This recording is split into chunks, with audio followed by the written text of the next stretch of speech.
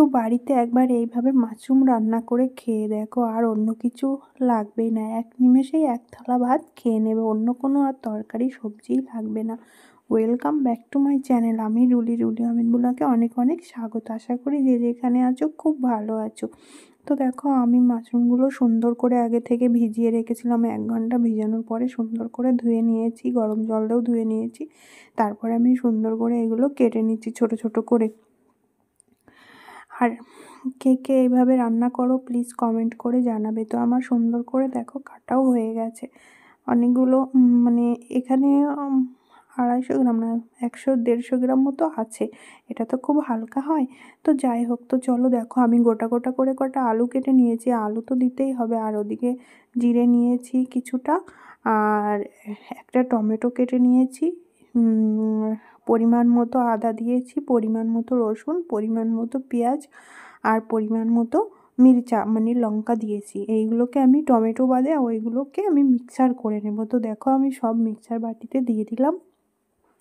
আর এই মাশরুমটা এভাবে রান্না করলে না, মাংস সামনে থাকলেও মাংসটা খেতে লাগবে না, এটাই খেতে হবে। এত সুন্দর আর এত টেস্টি হয় এটা। তো চলো, তো দেখো আমার ফাইনালি মশলাটাও হয়ে গেছে। এবার আমি এদিকে চুলোটা জ্বালিয়ে দিয়েছি। আমার এখানে একটু মানে অন্ধকার হতে পারে, তোমরা কিছু মনে করো না। অ্যাকচুয়ালি আমার রান্নাঘরের লাইটটা খারাপ হয়ে গেছে, বোঝোই তো অভাবের সংসার। তো লাইটটা ঠিক করতে হবে। তো আমি কড়াইতে তেল দিয়ে দিয়েছি, তেলটা গরম হয়ে গেছে। তো আমি আলুটা ভেজে নেব। তো দেখো, আমি আলুটা ভাজা ভাজা করে নেব, সুন্দর করে আলুটা ভেজে নেব তেল দিয়ে। আর একটু তেলটা আমি একটু বেশি দিয়েছিলাম, কারণ আমি আগে কখনো রান্না করিনি, তবে এই প্রথমবার রান্না করেছি। তবে সত্যি খুব অসাধারণ হয়েছিল খেতে। আমি আগে কখনো বাড়িতে নিজে হাতে রান্না করে খাইনি, এই প্রথমবার খেলাম। তো এতটা টেস্টি হয়েছে, এতটা টেস্টি হয়েছে কি বলবো। এক থালা ভাত আমি নিমেষে ওটা দিয়েই খেয়ে নিয়েছিলাম। আর আমার বর তো চেটে পুটে খেয়েছে। তো দেখো, আমার আলুটা এবার আমি ঢাকা দিয়ে দেব। ঢাকা দিয়ে হালকা করে নিলাম। দেখো, আমার আলুটা একদম মোমের মতো গলে গেছে। যেতে এবার আমি আলুটা নামিয়ে নেব। তো একে একে দেখো, আমি আলুগুলো সব নামিয়ে নিচ্ছি। আলুগুলো নামানোর পরে আমি কিছু সময় ওয়েট করব, আর একটু গরম তারপরে ওর মধ্যে দেব আমি গোটা 3টে এলাচ, ছোটো এলাচ, আর একটু দারচিনি মানে গরম মশলা, ওটা দিয়ে দেব। আর গোটা জিরে দিয়ে দেব।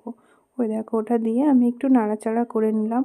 ওর ভিতরে জিরেও দিয়েছিলাম। তারপরে দিয়ে দিলাম পেঁয়াজ। পেঁয়াজটা একটুখানি হালকা ভাজা হলে তারপরে আমি মশলাটা ছেড়ে দেব।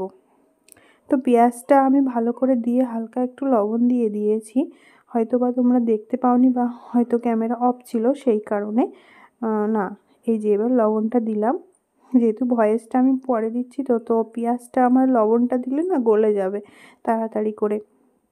তো দেখো, আমার পেঁয়াজটা সুন্দর করে ভাজা হয়ে গেছে। এবার আমি মানে আর যে বাকি মশলাটা আছে সেটা দিয়ে দেবো এর ভিতরে, দিয়ে ভালো করে সুন্দর করে কষিয়ে নেব। কিন্তু এই মশলাটা কষানোর জন্য অতটা টেস্টি হয়। যে কোনো জিনিস মশলাটা কষালে খুবই ভালো লাগে খেতে। মাংস বলো, যে কোনো জিনিস মশলাটাই সব থেকে কষানোটা মেন। তো সেই মশলাটা আমি সুন্দর করে জল দিয়ে ভালো করে কষিয়ে নেব। তো দেখো, আমি মশলাটা একেবারে সুন্দর করে নাড়াচাড়া করে ভালো করে কষিয়ে নিচ্ছি। একদম পুরো তেল ছেড়ে দেবে মশলার গায়ে, সেইভাবে কষিয়ে নেব। আর এটা খেয়েছিলাম, 2বার খেয়েছিলাম আমি, এত সুন্দর লেগেছিল। আমি বরকে তো বললাম যে তুমি আরেকদিন আবার নিয়ে আসবে, বাড়িতে আবার রান্না করব। তো দেখো, আমি একটু জল দিয়ে দিলাম মশলার মধ্যে। তো দেখো, ফাইনালি আমার তেল ছেড়ে দিয়েছে চারিপাশ দিয়ে, তার মানে আমার মশলাটা কষানো হয়ে গেছে। এবার আমি টমেটো দিয়ে দেবো। আর আমি এইভাবে রান্না করেছি, তোমরা তো রান্না করোই। আর আমার মতন এইভাবে একবার রান্না করে খেয়ে দেখো, একেবারে পুরে মানে আঙুল চেটে পুটে খাবে। তো তারপরে দেখো, আমি এইগুলো মাশরুমগুলোও ঢেলে দিয়েছি, আলু দিয়েছি, টমেটো দিয়েছি। এবার ভালো করে সুন্দর করে আমি কষিয়ে নেব।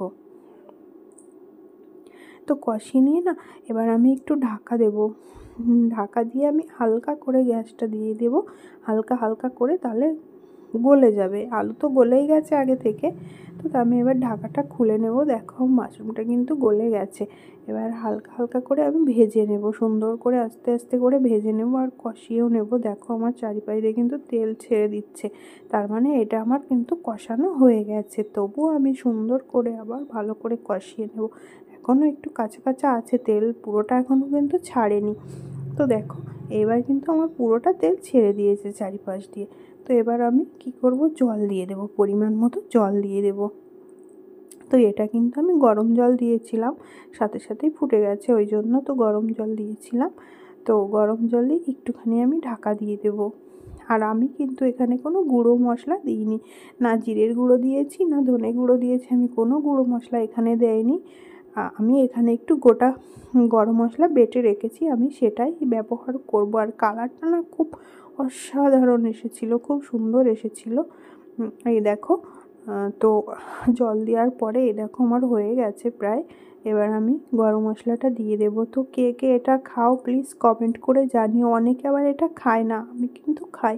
আমাদের এখানে অনুষ্ঠান বাড়িতে হলে এটা দেয়, আমাদের ওদিকে অনুষ্ঠান হলে দেয় না, কিন্তু আমাদের এই ইউপিতে অনুষ্ঠান হলে এটা খেতে দেয় অনেক বাড়িতে। তো দেখো আমি গোটা গরম মশলাটা দিয়ে দিলাম এবার। আর গরম মশলা দিয়ে আমি একটু ঢাকা দিয়ে দেব। আর আমি ধনেপাতাও দিয়েছিলাম লাস্টে, কিন্তু সেটা না তোমাদের সাথে শেয়ার করতে আমি ভুলে গেছিলাম।